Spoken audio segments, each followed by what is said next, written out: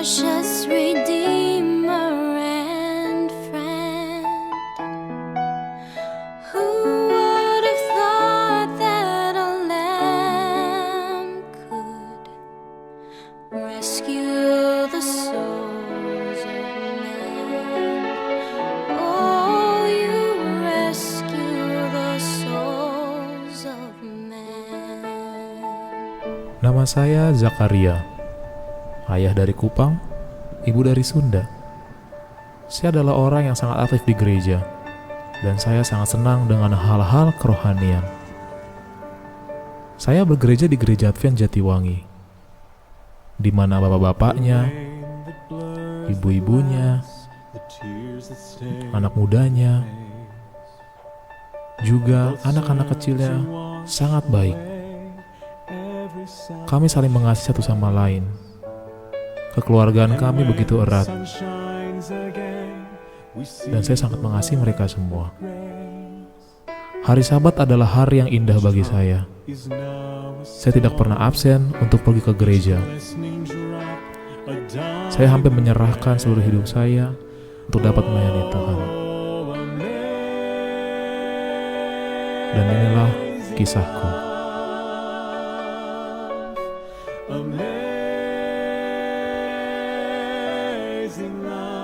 Pada suatu hari Sabat, saya sedang mengobrol-ngobrol dengan teman-teman saya. Tiba-tiba, ketua gereja kami memanggil saya keluar. Saya tidak tahu mengapa beliau memanggil saya, tapi saya melihat beliau memegang sebuah kertas. Awalnya saya tidak tahu apa isi kertas itu, tapi kemudian sambil kami berjalan, dia memberitahu saya bahwa saya terpilih sebagai ketua PA tahun depan. Tentu saja saya menolak,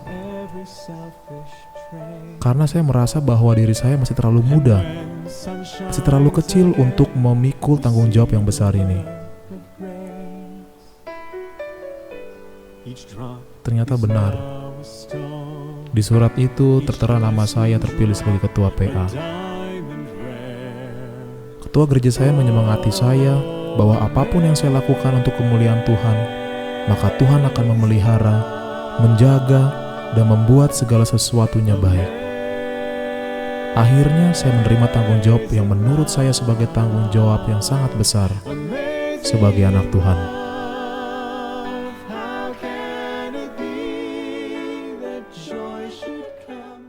Tibalah di Sabat pertama di awal tahun. Saya langsung mengumpulkan staf saya agar kami dapat langsung membahas program kerja yang akan kami lakukan selama 1 tahun ke depan. Saya beruntung mempunyai teman-teman seperti mereka, dan kami sudah berkomitmen kami akan bersatu untuk memajukan pekerjaan Tuhan di Jemaat Jatiwangi. Ini adalah Newin, senior saya yang merupakan wakil PA 1. Dan di sebelahnya adalah Esther, sekretaris PA saya. Di samping saya ini adalah Heinz, wakil ketua PA 2. Dan ini adalah bendahara PA kami, Lita, yang kami tidak tahu kenapa mukanya sangat mirip dengan pelayan restoran di dekat gereja kami. Kami menyerahkan seluruh rencana kerja kami kepada Tuhan, karena kami tahu bahwa kami tidak dapat melakukan itu semua tanpa bantuan Tuhan. Akhirnya acara PA pun berjalan. Seluruh staf saya dapat membawakan seminar-seminar yang sangat baik setiap acara PA. Saya selalu merancang acara PA untuk dapat meningkatkan kerohanian. Bukan hanya bermain-main, tetapi dapat menumbuhkan iman setiap anak muda Jemaat Jatiwangi. Oleh karena acara PA yang begitu sukses, saya diapresiasi oleh staf saya. Dan juga, ketua jemaat kami sangat senang melihat kinerja saya. Tapi semuanya itu hanya dapat kami lakukan oleh karena bantuan Tuhan.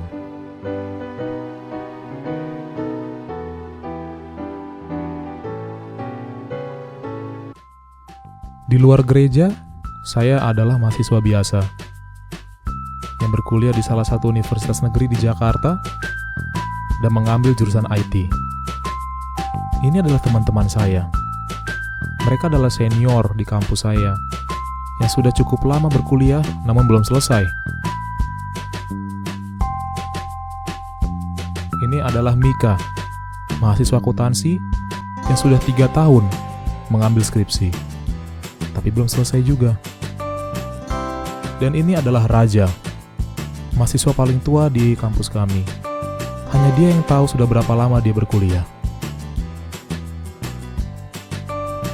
Saya senang bergaul dengan mereka, karena mereka selalu membuat saya tertawa, dan mereka asik dan tidak kaku.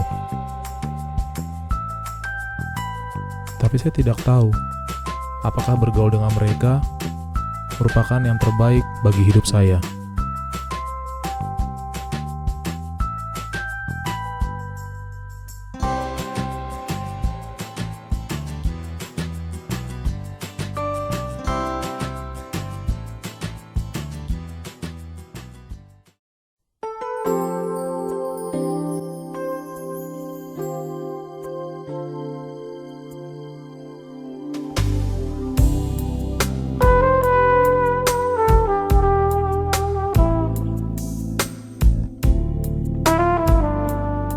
Ya, namanya adalah Ruth, mahasiswi psikologi yang berkuliah di kampus saya.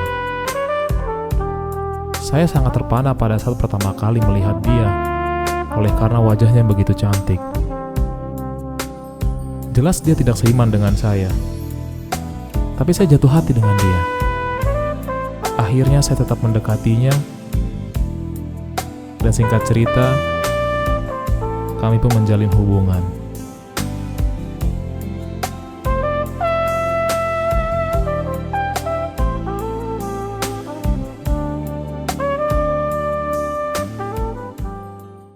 Setelah beberapa bulan, saya menjalin hubungan dengan Ruth. Tibalah di bulan Februari. Bulan di mana pasangan-pasangan muda biasanya merayakan hari Valentine. Dan suatu hari, Ruth juga mengajak saya untuk merayakan Valentine bersama-sama. Dia WhatsApp saya untuk merayakan Valentine. Tapi saya baru ingat, Valentine itu akan jatuh di hari Sabat. Dan pada saat itu, saya akan membawa acara PA. Saya bingung harus berbuat apa. Akhirnya saya bilang ke Ruth, bagaimana kalau kita rayakan Valentine di hari Minggu saja? Tapi Ruth marah. Sangat marah. Saya bingung harus melakukan apa. Saya berpikir, akhirnya saya menemukan ide. Saya akan merayakan Valentine bersama Ruth setelah kebaktian Sabat.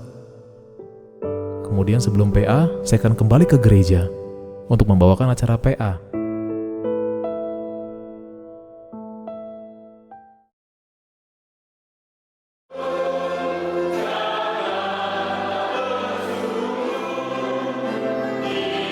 Tibalah di hari Valentine yang jatuh pada hari Sabat.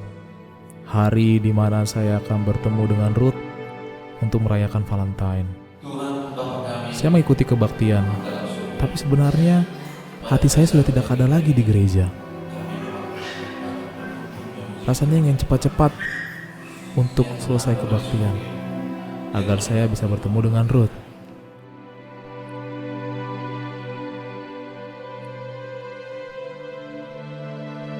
Selesai kebaktian, saya masih mengikuti potluck tentunya.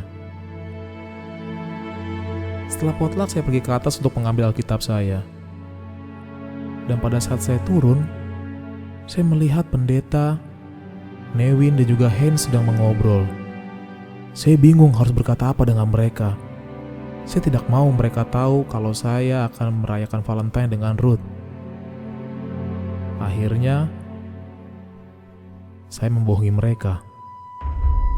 Saya bilang kalau saya akan pulang ke rumah untuk mempersiapkan acara PA dan nanti kembali lagi sebelum acara PA. Padahal sebenarnya bukan seperti itu kenyataannya.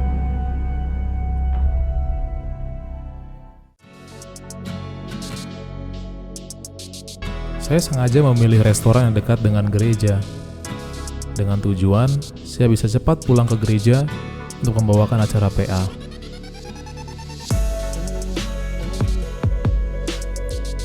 Tentu saja dengan gaya yang paling keren maksimal yang saya bisa. Saya datang untuk menemui Ruth. Di dalam, Ruth sudah menunggu saya.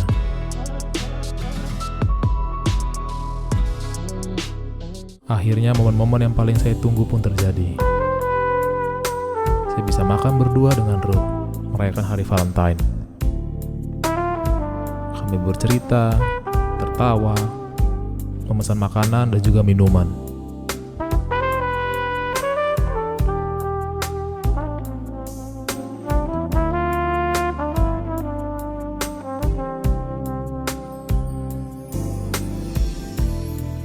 Ya, ini adalah mbak-mbak yang saya bilang tadi, yang wajahnya sangat mirip dengan teman kami Lita di gereja. Saya selalu tertawa apabila mengingatnya. Saya terus asik bercerita dengan Ruth. Dan saya lupa bahwa saya harus membawa acara PA. Sementara itu di gereja, jam sudah menunjukkan pukul 4 dan saya belum kembali. Nevin dan Haynes panik mencari saya. Nevin menelepon saya, tapi saya tidak bisa dihubungi karena saya terlalu asik bercerita dengan Ruth.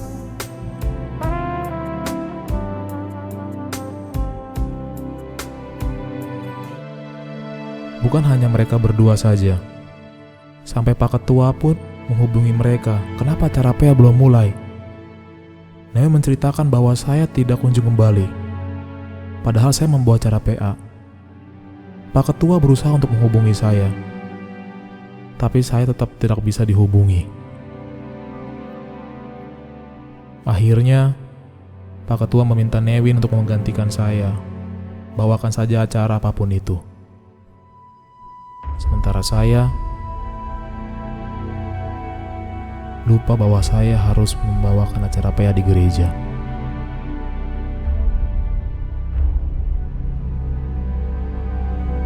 Dan akhirnya setelah sabat itu, di sabat kemudian saya tidak pernah lagi datang ke gereja. Anak-anak muda terlantar, tidak ada kegiatan, tidak ada PA. Saya lebih memilih untuk bersenang-senang di luar daripada ke gereja. Melihat keadaan saya sudah tidak pernah datang ke gereja lagi, teman-teman saya akhirnya memutuskan untuk melawat saya. Mereka mengutus Haynes dan juga Josh untuk mengunjungi saya di rumah.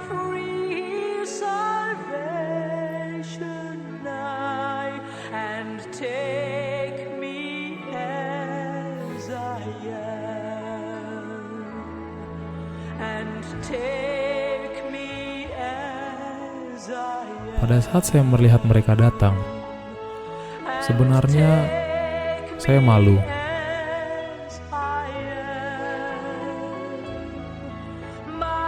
Saya tetap mempersilahkan mereka masuk, tapi hanya di teras saja.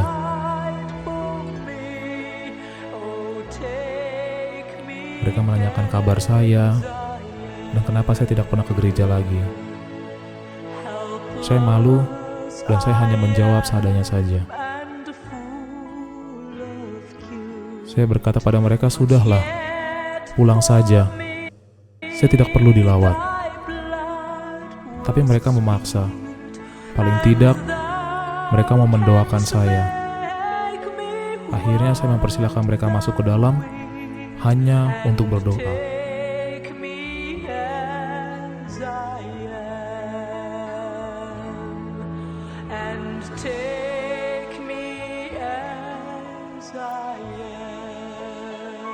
Akhirnya mereka mendoakan saya. Pada saat saya didoakan, Roh Kudus seperti mengetuk pintu hati saya, mengatakan pada saya bahwa selama ini saya sudah jauh dari Tuhan. Dan sepertinya Tuhan mengirimkan mereka untuk menjemput saya pulang kembali ke gereja.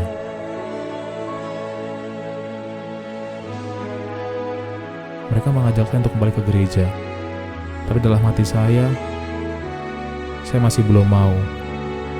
Antara saya malu atau saya merasa tidak pantas untuk datang lagi ke gereja. Behold me, Savior, at thy feet. Deal with. Di malam harinya, Ruth menghubungi saya. Dia mengajak saya untuk menemaninya datang ke pesta ulang tahun temannya, Angel, yang kembali jatuh di hari Sabat.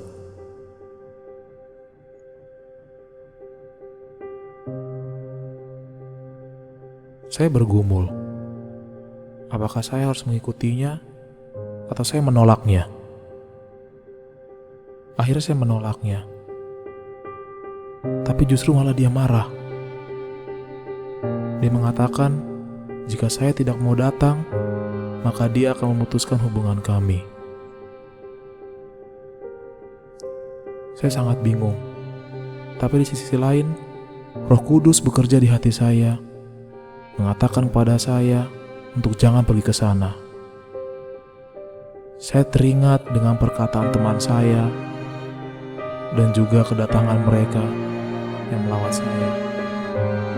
Doa mereka, semuanya membuat saya benar-benar bergumul dan mengatakan saya harus kembali ke gereja dan jangan melanggar Sabat lagi.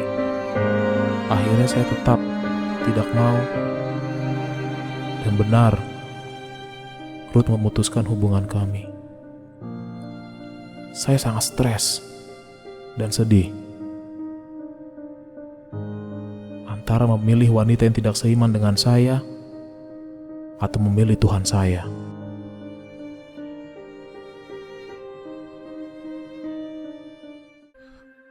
Keesokan harinya, saya mendatangi teman-teman saya dengan harapan mereka dapat menghibur saya di tengah-tengah kegalauan saya. Saya sudah menceritakan masalah saya kepada mereka. Dan untuk menenangkan saya, mereka menawari saya rokok. Saya belum pernah merokok sebelumnya, walaupun saya bergaul dengan mereka. Mereka memaksa saya untuk menghisap rokok tersebut. Karena kata mereka, jikalau saya sudah menghisapnya, maka masalah saya akan hilang. Stres saya akan hilang.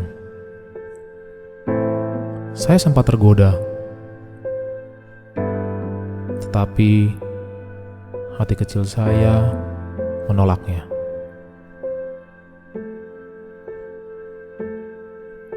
Tidak berhasil membujuk saya untuk merokok, mereka menawari saya minuman-minuman yang tidak menyehatkan. Tapi saya tetap menolak. Saya tidak mau. Mereka membujuk saya. 1 batang saja, atau 1 teguk saja, maka saya akan merasa lebih baik. Saya tetap tidak mau. Karena saya terus menolak mereka, mereka malah marah kepada saya. Mereka mengatakan saya pengecut, saya banci, dan saya adalah pria lemah.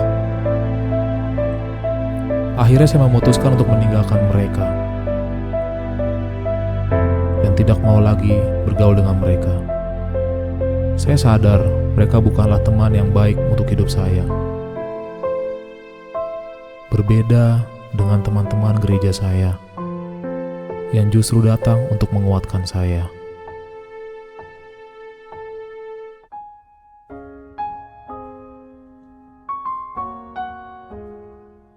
Saya pulang ke rumah dengan keadaan yang sangat sedih. sudah berpisah dari kekasih. Teman-teman saya pun menolak saya.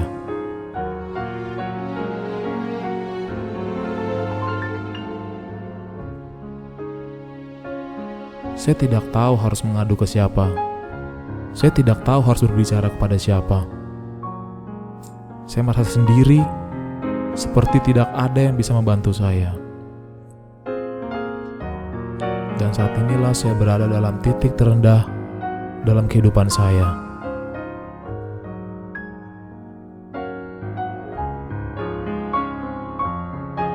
Saya teringat sesuatu, dan mata saya tertuju pada benda itu. Alkitab suci, buku yang sudah lama sekali tidak saya sentuh semenjak saya jauh dari Tuhan. Saya bangkit dan saya mengambilnya.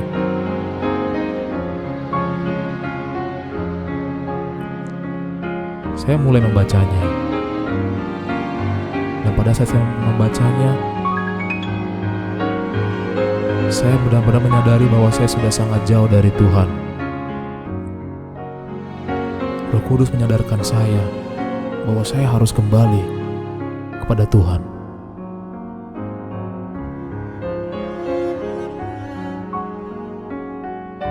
Akhirnya saya bangkit untuk berdoa sambil bertelut.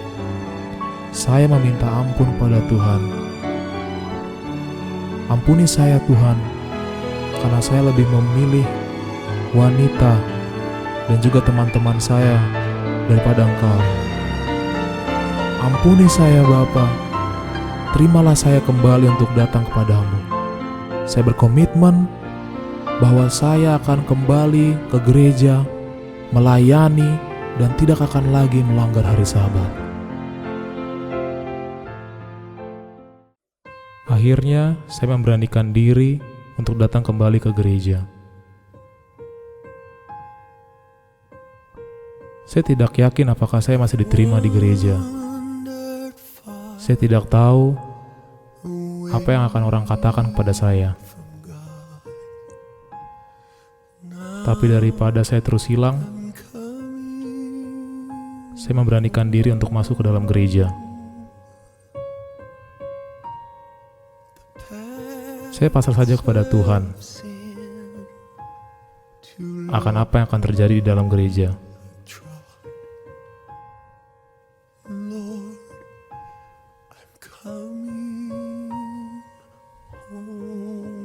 Ternyata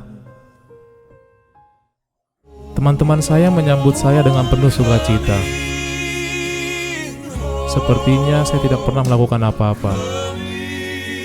Mereka menyalam saya, mereka merangkul saya, mereka memeluk saya dengan penuh kebahagiaan. Bahkan seluruh yang ada di gereja menyambut saya, dari yang kecil sampai yang paling dewasa. Pria dan wanita semuanya menyambut saya. Saya sangat tidak menyangka bahwa saya akan mendapatkan sambutan seperti ini di gereja.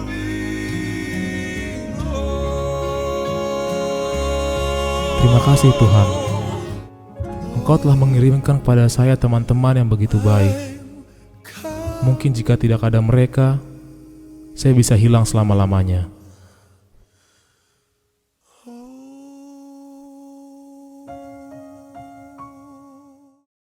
Di Sabat berikutnya, saya langsung membawa acara PA. Saya akan memberikan kesaksian selama saya hilang di luar sana. Saya ingin membagikan kepada mereka kisah saya, mengapa saya bisa hilang, dan bagaimana saya bisa kembali. Dengan harapan, teman-teman saya tidak akan melakukan kesalahan seperti yang saya sudah lakukan. Saudaraku, mari kita bangkit, mari kita tinggalkan dosa-dosa lama kita, dan mari kita kembali kepada Tuhan. Pertempuran sedang berlangsung dan akan segera berakhir. Jam-jam berharga dari masa percobaan akan segera berakhir. Marilah kita pastikan pekerjaan kita hanya untuk kehidupan yang kekal, supaya kita memuliakan Bapa Surgawi kita dan menjadi sarana untuk menyelamatkan jiwa barang siapa Kristus telah mati. Tunggu dulu, cerita saya belum berakhir. If he knew everything I would need, because he made all my dreams come true. Ya, buat apa kita khawatir dengan jodoh kita? Kalau kita sudah bekerja untuk Tuhan, pasti Tuhan sendiri yang akan memberikan pendamping yang sepadan untuk kita. When God made you, Sama seperti Adam diberikan Hawa oleh Tuhan pada waktu yang tepat dalam hidupnya. Ya, walaupun kami masih berteman, tapi saya tidak tahu apa rencana Tuhan. Di samping itu semua, inilah kami pemuda Advent Jatiwangi yang akan selalu berkomitmen untuk melayani Tuhan, dan kami mengucapkan Selamat Tahun Baru 2017.